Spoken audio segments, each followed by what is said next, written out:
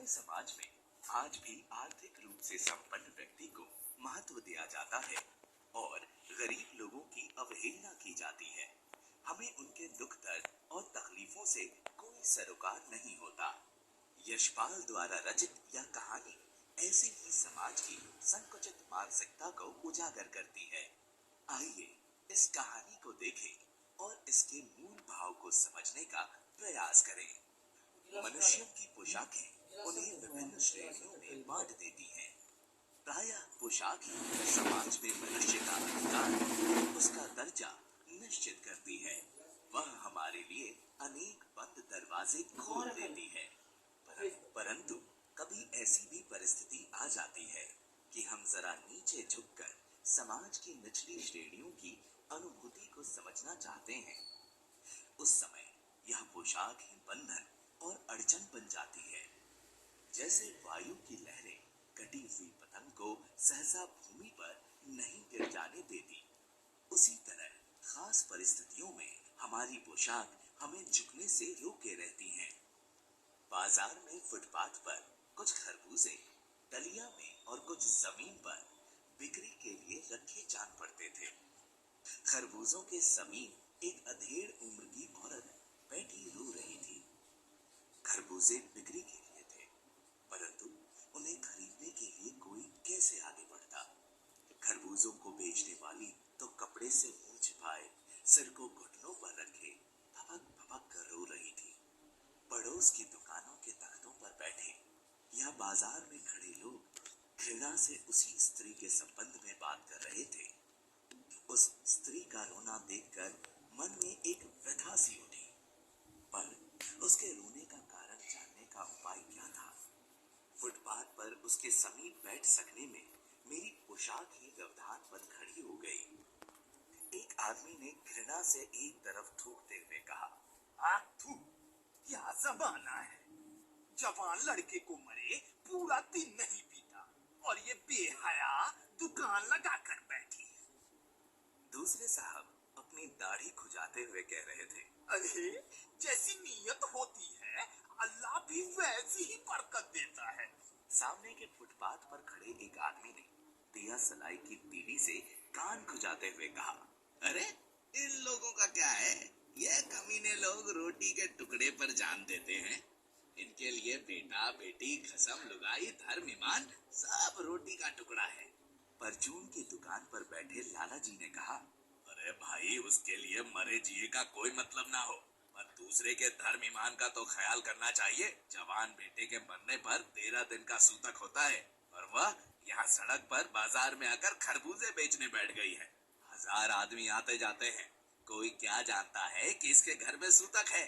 कोई इसके खरबूजे खा ले तो उसका ईमान धर्म कैसे रहेगा। क्या अंधेर है। पास पड़ोस की दुकानों से पूछने पर पता लगा कि उसका 23 बरस का जवान लड़का था। घर में उसकी बहू और पोता पोती है। लड़का शहर के पास 1.5 बीघा भर जमीन में कछियारी करके परिवार का निर्वाह करता था। खरबूजों की डलिया बाजार में पहुंचाकर कभी लड़का स्वयं सौदे के पास बैठ जाता, कभी मां बैठ जाती। लड़का परसों सुबह मुंह अंधेरे बेलों में से पके खरबूजे चुन रहा था। गीली मेड़ की तरावट में विश्राम करते हुए एक सांप पर लड़के का पैर पड़ गया। सांप ने लड़के को डस लिया। लड़के की बुढ़िया माँ बावली होकर ओझा को बुला लाई। झाड़ना फूकना हुआ, नागदेव की पूजा हुई। पूजा के लिए दान दक्षिणा चाहिए। घर में जो कुछ आटा और अनाज था दान दक्षिणा में उठ गया। माँ बहू और बच्चे भगवाना से लिपट लिपट कर रोए, पर भगवाना जो एक दफे चुप हुआ फिर ना बोला। सर्प के विष से उसका सारा बदन काला पड़ गया था। जिंदा आदमी नंगा भी रह सकता है, परंतु मुर्दे को नंगा कैसे विदा किया जाए।